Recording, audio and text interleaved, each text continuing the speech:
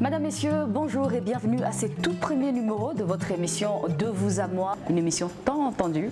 Et aujourd'hui, pour cette première fois, De vous à moi invite pour vous un notable de la ville de Goma. Certains le connaissent comme frère, comme mari, comme ami, comme bienfaiteur, comme celui qui compatit avec vous dans vos peines, dans vos joies. Et également un candidat.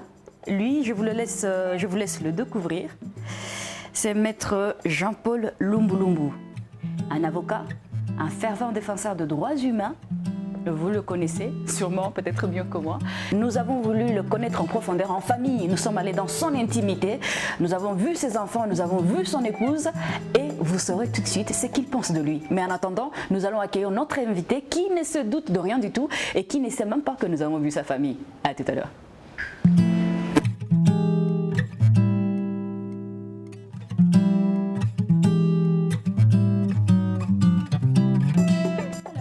Jean-Paul Lumbu-Lumbu, je suis ravie d'être en face de vous. Merci beaucoup. Le plaisir est partagé. Tout à fait. D'accord. Alors, moi, partout, je vois des photos de vous, mais il faut dire que je vous connais depuis bien longtemps par certaines de vos activités. J'ai entendu parler de vous lors du kidnapping d'un enfant de Goma il y a longtemps. J'ai lu même une, je ne sais pas comment on appelle ça, une lettre ou une mention, ou je ne sais pas, mais c'était une plainte où vous avez accompagné la population par rapport à une escroquerie d'une certaine agence qui se trouve dans la ville. Standard. J'ai beaucoup entendu parler de vous, de telle sorte que je me suis dit, pour ce premier numéro de vous à moi, j'aimerais bien entrer, être plus proche de vous et essayer de vous connaître plus. Alors si à cet instant je vous demandais de me faire un portrait de vous, qu'est-ce que vous me direz sur vous? Voilà, je dis d'abord merci pour l'opportunité que nous offre votre émission. À tout le plaisir est pour moi. Merci beaucoup. Alors, parler du portrait de Maître Lumbu-Lumbu, ce n'est toujours pas facile de parler de soi, mais ce qu'il faut retenir, c'est que je suis né le 2 mai d'une certaine année, aujourd'hui quadragénaire. J'ai fait mes études primaires, je les ai commencées dans la ville de Butembo pour le terminer à l'école primaire Karisimbi, ici c'est dans la ville de Goma.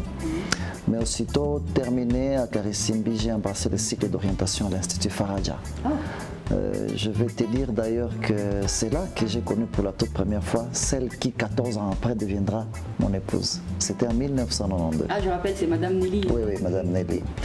Alors, je n'ai pas fini les cycles d'orientation. Je suis allé continuer au collège Saint-Kizito dans la ville de Béni.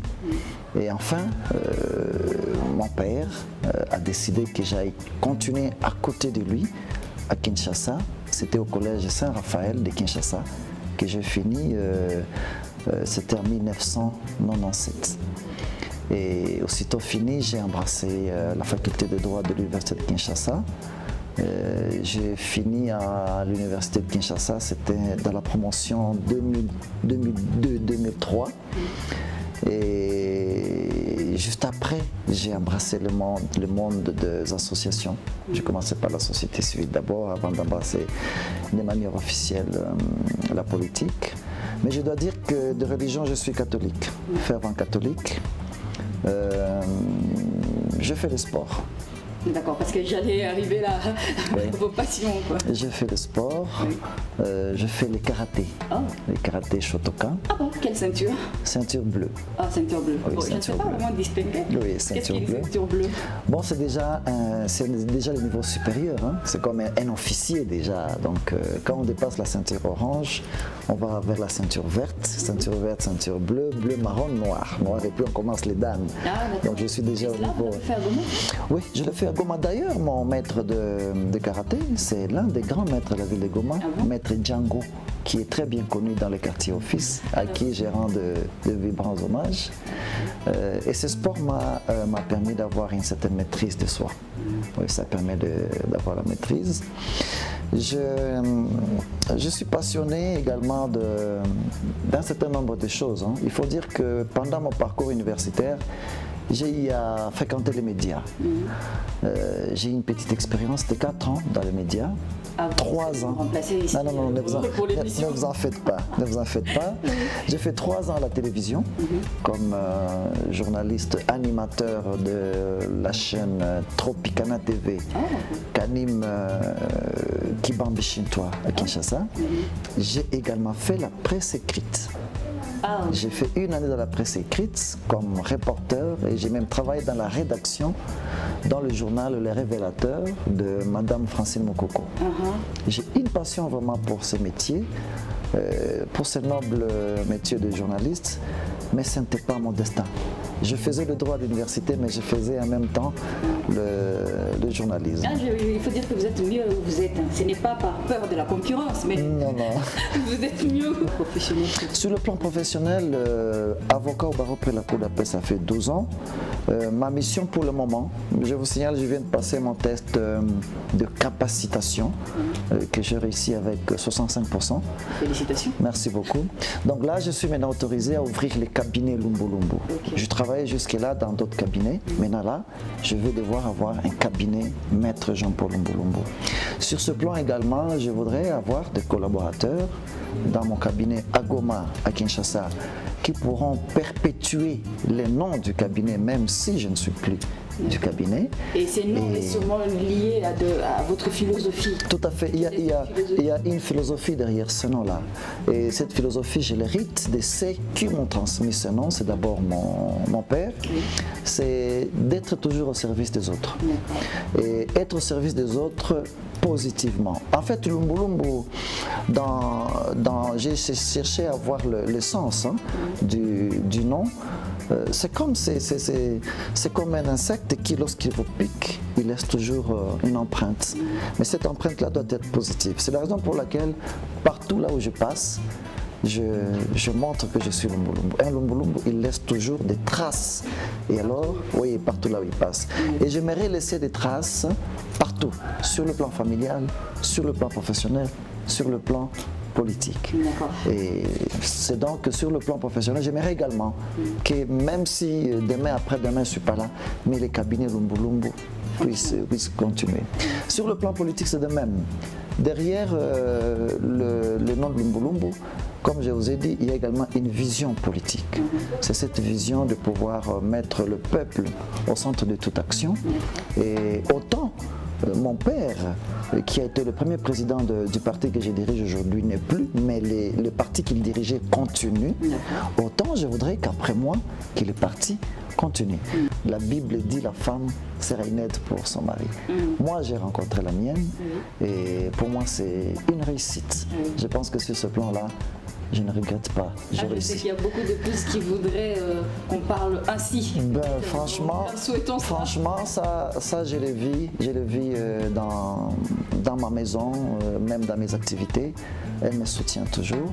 Vous savez, je suis opposant, c'est pas facile d'être la femme d'un opposant dans une ville comme celle-ci. Il arrive parfois que mes prises de position exposent ma femme, mes enfants, mais elle est toujours forte. Elle essaye de tempérer, elle essaie de m'aider à remonter un peu le moral. Et j'en suis arrivé où je suis arrivé aujourd'hui parce qu'elle est là, elle me soutient, elle me donne des conseils. Donc c'est vraiment une aide pour moi dans la famille. Même sur le plan professionnel, vous savez, nous avons la même formation avec elle. Il arrive parfois que nous discutons droit.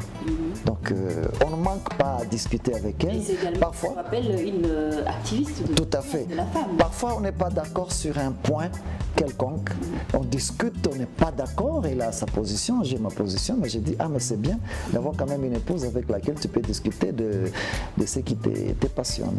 J'ai fait quelque chose, et je suis sûre que c'est une des choses qui va vraiment vous surprendre. Nous sommes allés avec toute l'équipe à la rencontre de votre famille. Oui. Que croyez-vous qu'ils aient dit à propos de vous? Je ne sais pas, je suis curieux, j'aimerais savoir également ce qu'ils peuvent dire sur moi. Et bien voilà, donc c'est ce que nous allons faire. Nous avons rencontré la famille pour qu'ils nous disent ce qu'ils pensent de vous. Et c'est votre famille restreinte, parce que ce sont des personnes qui passent la plus claire de leur temps avec vous. Nous avons rencontré vos 4 enfants. Pour rappel, ce sont de beaux enfants, brillants comme papa. Et nous avons rencontré votre épouse. Donc vous saurez dans quelques minutes ce qu'ils ont dit sur vous. Merci beaucoup.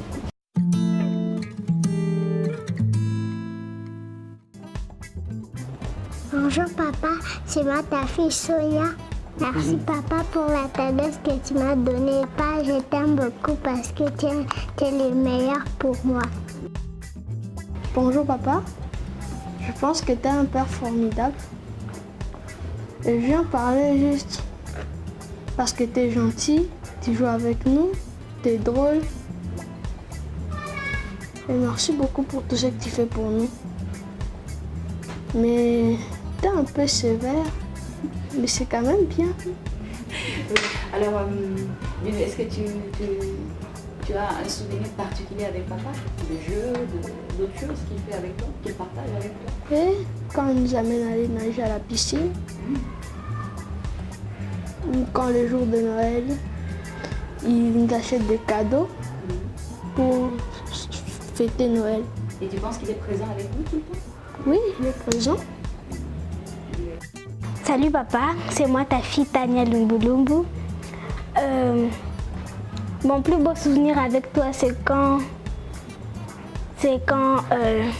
le jour de Noël, on s'était amusé à danser ta chanson, je crois que c'est ta chanson préférée, Christina. Tu peux mimer, c'est vraiment. Je ne sais pas vraiment chanter, mais tout ce que je me rappelle, c'est Christina. L'autre partie, je ne m'en souviens pas parce que c'est en lingala. Mais bon, je pense que tu es gentil, oui, tu es aimable, mais un peu vigoureux, surtout quand on fait des bêtises, bien sûr. Tu nous tapes pour de bonnes raisons, pour nos caprices, pour nos bêtises, pour nous apprendre quoi, pour être comme toi un jour dans la vie. Et moi aussi, je crois que je ferai la politique comme toi. Je serai politicienne. Je ferai comme toi. Je dirigerai mon pays. Jean-Paul, aujourd'hui on parle de toi comme candidat. On dit défenseur des opprimés. On dit de Jean-Paul un homme très engagé en politique. Mais moi, je dois te dire que pour moi, tu restes l'homme que j'ai rencontré il y a plus de 20 ans déjà. Un homme pour qui j'ai donné mon cœur, un homme qui a fait de moi ce que je suis aujourd'hui. Et j'ai vraiment le plaisir et je sens la joie, je suis heureuse d'être à tes côtés. Jean-Paul, tu es un homme très responsable, très attentionné. Tu es un homme qui, en tout cas, aime beaucoup ses enfants. Tu aimes beaucoup ta famille. Et j'ai senti en toi un homme très, très digne. Un homme qui a des valeurs qu'il incarne à sa famille, à ses enfants. Et je dis, Jean-Paul, vraiment, c'est un homme. Voilà. J'espère que vous avez vu un peu ce que nous avons vu, ce que vous avez entendu, ce que nous avons entendu. Est-ce que vous vous attendiez à de telles déclarations de la part de vous? Je suis très fier qu'il puisse avoir une telle perception de moi. Gentil, aimable, Sévère. mais sévère. Ah oui. Oui, parce que sévère, ils l'ont reconnu lorsqu'ils font des bêtises. Alors ils savent que papa n'aime pas le bêtise. Oui, en tout cas, sur ce plan, je ne blague pas. C'était autant, mon père l'était aussi, lorsque je commettais des petites bêtises. Et qu'est-ce que vous dites à Tania qui veut faire la politique comme vous? Ah oui, je vais l'encourager. Je veux l'encourager. Je peux pas étouffer ses ambitions. Mais je pense que pour y arriver, il faut vraiment qu'elle puisse être meilleure également à l'école. Qu'elle puisse se cultiver parce que la politique, c'est d'abord la culture. J'ai constaté en elle qu'elle est passionnée par ce que papa fait. Oui. C'est autant moi je l'étais avec mon père. Oui. J'étais passionné par ce que papa faisait. Ça fait ce que j'ai cherché à être très proche de lui, chercher à comprendre. Oui, je vois. Et c'est une fierté pour moi, je ne m'y attendais pas. Oui. C'était une crainte pour moi, je me dis, est-ce que parmi eux, il y en a qui pourront au moins continuer ce que je fais. Oui. Déjà, Tania l'annonce et ça m'encourage. Je me dis, courage ma fille, je crois que je vais essayer d'encadrer cette ambition qu'elle a déjà à son âge, essayer de recadrer, mais j'aimerais qu'elle me le dise encore 20 ans après. Alors, et votre épouse qui nous dit que malgré ce que vous êtes devenu pour elle, vous restez l'homme qu'elle a rencontré il y a quelques années. Qu'est-ce que vous dites par rapport à cela? Bon, vous savez, celle-là, elle est devenue ma complice. Aujourd'hui, nous avons réussi à fonder un foyer que j'estime stable, malgré des petits problèmes, ça ne manque pas. C'est grâce à elle d'abord. Parce que n'eût été elle, peut-être que ce foyer n'existerait plus. Elle a un grand cœur, elle sait pardonner, elle sait se soumettre. Et ça, c'est parmi les valeurs qu'elle a. Et en tant que chrétienne, je me dis, je rends grâce à Dieu de m'avoir donné une femme qui prie. J'ai dit grand merci à ma belle famille d'avoir mis maman Nelly au monde, parce que c'est grâce à elle que sur le plan familial je suis ce que je suis aujourd'hui. N'eût été elle, ça ne serait pas le cas. Voilà. Alors nous allons aussi rapidement, parce que nous allons rapidement retourner à notre petite interview, là en secret, pour écouter un peu ce que vos enfants, votre épouse attendent de vous, ce qu'ils attendent de vous. Oui.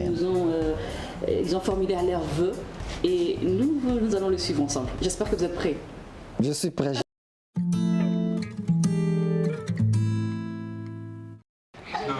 Je veux que tu sois président de la République, que tu diriges le pays, que tu aides les gens qu'on a kidnappés et que tu nous donnes de l'eau potable. Et merci de nous avoir construit cette maison. Tu donnes du travail aux parents qui n'ont pas du travail pour qu'ils puissent payer les études pour leurs enfants et qu'ils puissent les nourrir et que tu les donnes de l'eau potable. Et aussi Que tu puisses faire étudier les enfants qui n'ont pas la chance d'étudier comme moi, que tu les nourrisses parce que c'est pas tout le monde qui a la chance d'avoir la nourriture qu'on prend, qui n'a pas le thé qu'on prend le matin, qui n'a pas la collation qu'on amène à l'école, qui n'a pas la vie comme nous. Et vraiment, je te remercie. Et ma mère aussi. Je voudrais qu'il soit président, qu'il gouverne le pays. pourquoi? Parce que je le trouve très bien dans la politique. Oh, d'accord. Et toi, qu'est-ce que tu voudrais faire plus tard? Moi, c'est juste que je veux être aussi président et construire les États-Unis d'Afrique. Oh là là. Et tu sais ce que c'est, les États-Unis d'Afrique? C'est juste que j'ai sorti ça dans Mandela, dans un film, et je trouve que son idée est formidable. Ah bon? Et tu vas voir. En tant qu'amie, en tant que mère, en tant qu'épouse, mais également en tant qu'électrice. Je te donnerai ma voix parce que tu le mérites. Papa, on t'aime beaucoup. Papa, t'es le meilleur. Papa, et bonne chance. Pas vrai, ils m'ont fait pleurer ces enfants. Ils veulent que je sois président. Oui. Ça alors.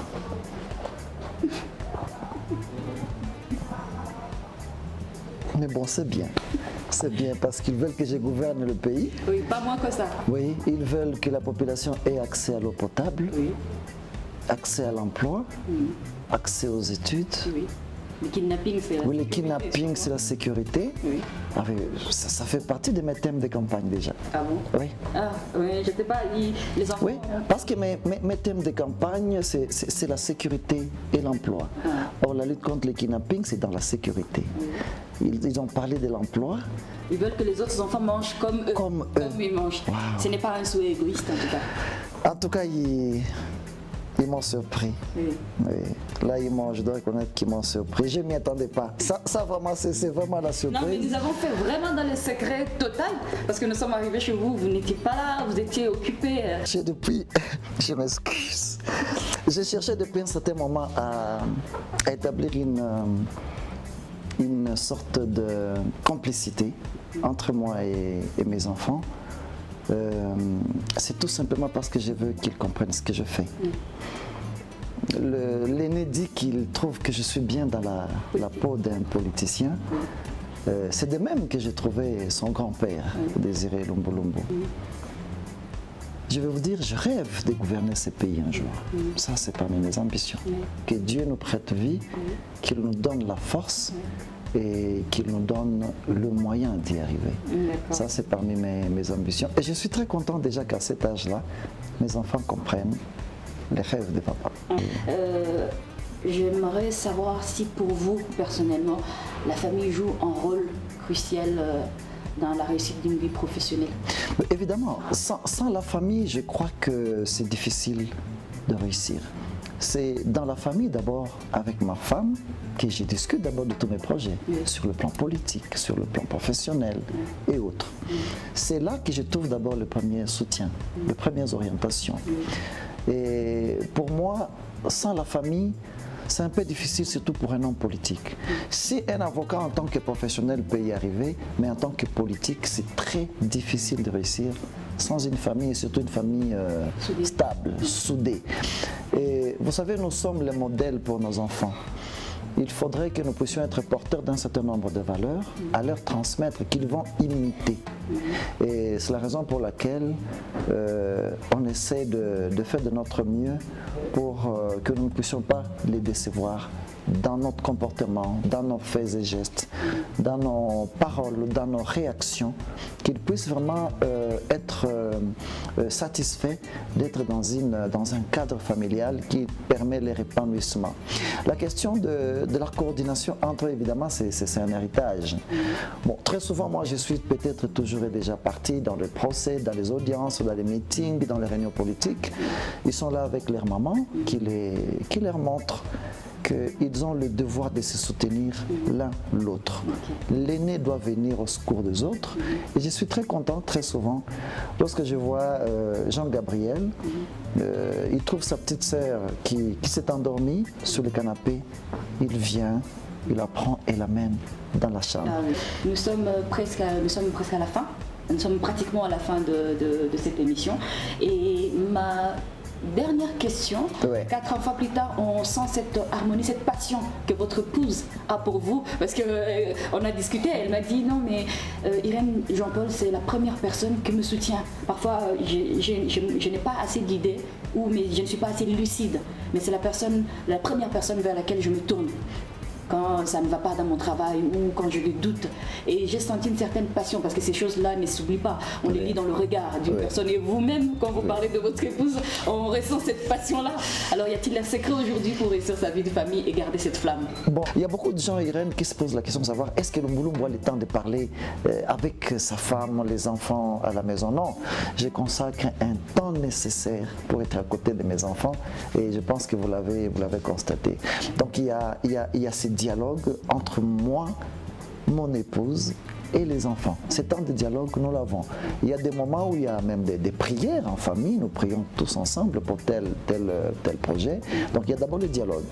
Mais à côté du dialogue, parce que nous sommes des humains, il peut arriver que je puisse être vexé par un fait, un geste, une parole, vice-versa. Et un deuxième secret, c'est le pardon. Oui, il faut être prêt à pardonner. Cet équilibre entre vous et votre épouse, qui est la base même de la réussite de votre vie de famille. Vous nous parlez du pardon, de la communication et tout le reste. Quels sont les autres secrets pour réussir ça? Bon, à part le pardon, c'est aussi l'affection. La femme a besoin d'affection. Moi, ma femme connaît. Je peux utiliser l'argent dans des besoins. J'ai des besoins professionnels, mais au moins elle sait. Mon mari a gagné autant dans ce procès. Elle est là, elle connaît les procès les plus juteux que j'ai eu à gagner dans ma vie. Nous allons chercher donc madame parce que... Oui, elle connaît également des procès qui n'ont absolument rien rapporté. C'est comme elle également, elle travaille. Moi je connais les salaires de ma femme. Oui. Et ce n'est pas un tabou parce que non, c'est pas un tabou. vous êtes allés pour vivre, ensemble, construire ensemble, bâtir ensemble. Oui, oui, nous avons une caisse commune, elle connaît là où nous mettons l'argent. Moi je connais, ça veut dire que lorsqu'il y a des besoins, on sait que la caisse est à tel endroit. Je connais son numéro de compte en banque, que je peux aller dans son compte. Je retire, elle connaît mon numéro de compte en banque, elle peut aller retirer à mon insu. Donc cette complicité-là également fait à ce qu'il y a une réussite dans tout ce qu'on est en train de faire. Les aspects de notre vie, au moins dans la famille, je peux avoir un échec à côté, mais j'ai quelqu'un qui peut me prêter son épaule. Je peux me reposer sur son épaule et être réconforté. Donc pour moi, la famille, c'est tout. Oui. Je vous remercie. C'est moi qui suis. Notre invitation. C'est moi qui suis très honoré d'être. Et j'aime bien cette photo de vous que j'ai prise dans votre maison. Oui. Je l'admire également. J'espère qu'elle sera porte-bonheur pour la population de la ville de Goma.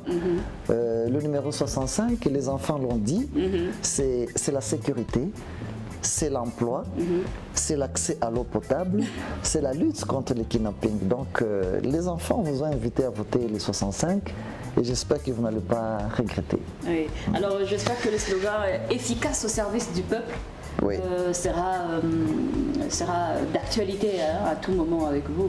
Tout à fait. Nous l'avons déjà matérialisé dans toutes nos actions. Nous avons mis le peuple d'abord au centre de nos intérêts et ça va poursuivre tout au long de notre carrière politique. C'est mettre le peuple d'abord au centre de tout intérêt. Voilà, donc je vous remercie pour tout. J'ai été très ravie de vous avoir comme invité. Et j'espère avoir de vos nouvelles très bientôt pour de prochains numéros sûrement. Merci pour votre présence. Merci et merci à tous vos téléspectateurs. Voilà. Nous sommes donc arrivés à la fin de ce tout premier numéro de votre émission De vous à moi. C'est une émission qui vous reviendra régulièrement avec des sujets chocs et des invités assez intéressants. Restez avec nous, soutenez-nous, suivez-nous sur notre page Facebook. Suivez-nous également sur notre chaîne YouTube De vous à moi. Abonnez-vous massivement et ensemble, nous ferons de grandes choses. Au revoir et à très bientôt.